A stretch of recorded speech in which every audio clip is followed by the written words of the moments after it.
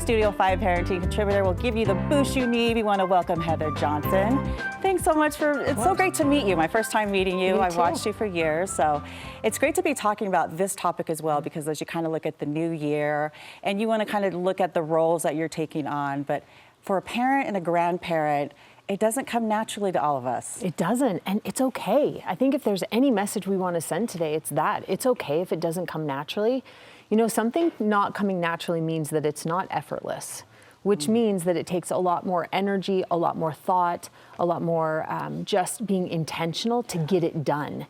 And sometimes when things take more effort, we think that it's a bad thing, right? We look at it and go, what's wrong with me? This should be easier.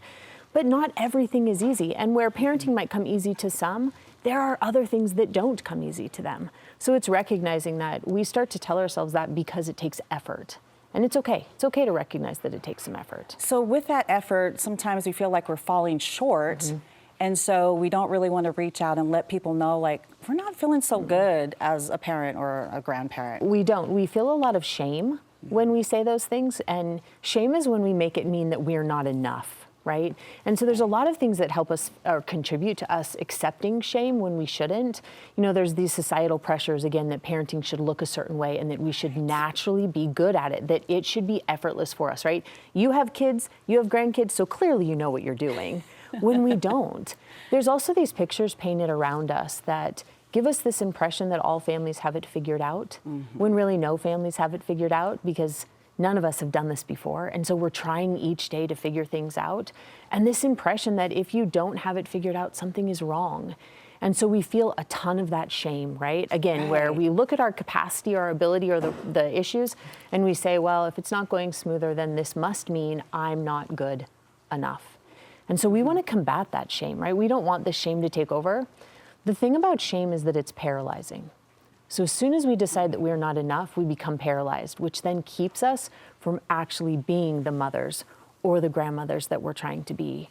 So anywhere we can not make it about us really helps, where we can look at it and say, hey, this doesn't mean I'm worth less. This is something I can work on, or this is something I can gain education in. Instead of allowing that shame to take over, it will shut us down really quick. And I was just going to mention that because, you know, shutting down like that, not even willing or wanting to try, or if you see examples around you, say you have the in-laws grandparents who are spending the most time with your grandchild, and you see all the fun activities that they're doing, and so it's this comparison game. Absolutely, and that's a really great example, right, as a grandmother, where you look and say, well, my grandkids are spending more time there, so I must not be fun enough, or I don't connect well enough with them. And those are examples of making it about us.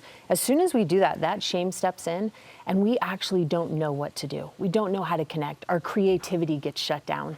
Now we're actually the exact opposite of the moms or grandmothers that we're trying to become, that we're trying to learn more about. So we really want to do all we can to combat that shame. So this is a learning process, and you're going to actually walk us through a few steps on how we can, you know, push through this and how it will become more natural the more we do things. Yeah. What's your first step? The first thing we want to do is we want to be really cautious about the way we talk to ourselves. Remember, however I talk to myself is going to lead to how I feel, which in turn is going to lead to how I act. So if I'm constantly telling myself, I'm not good at this, everyone's better at this than me, I shouldn't have to put in so much energy or effort, what's wrong with me? Again, this doesn't come natural. If that's what I'm hearing all the time, then it won't come naturally. I won't know where to put my effort.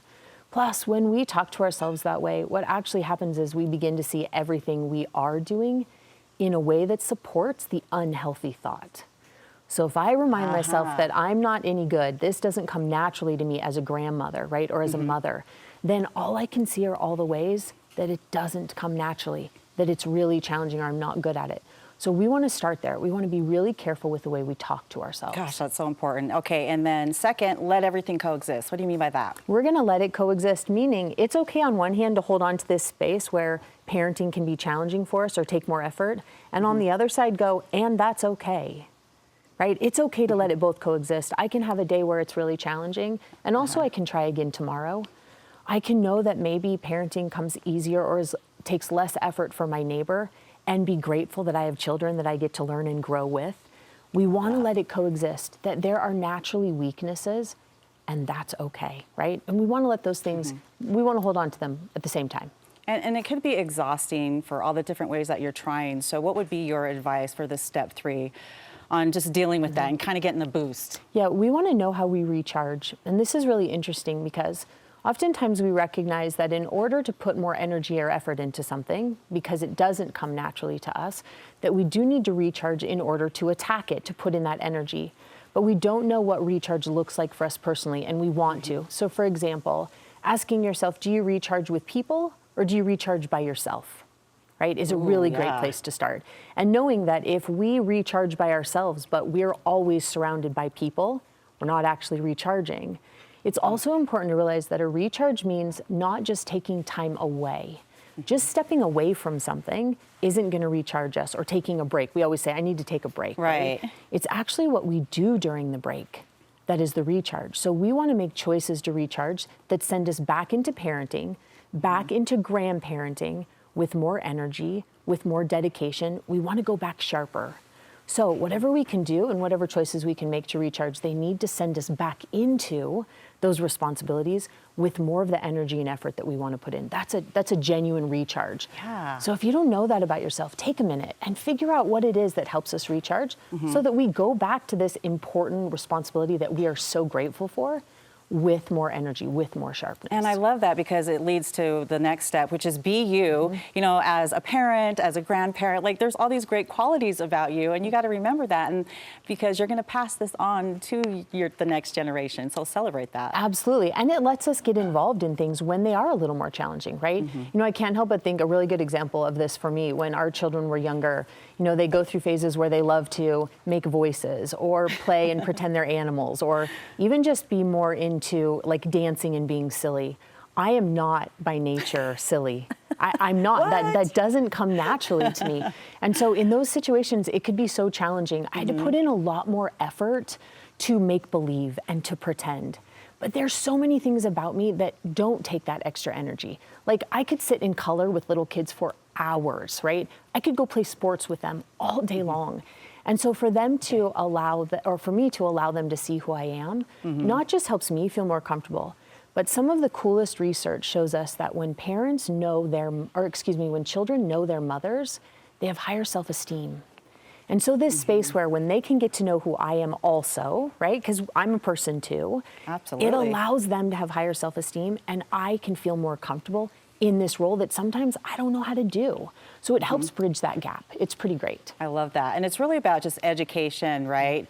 Just talking things through, maybe just kind of finding, like, you know, what are the things that you enjoy and what are the things that connect us? We want to make sure that there's room for us to gather information and be educated.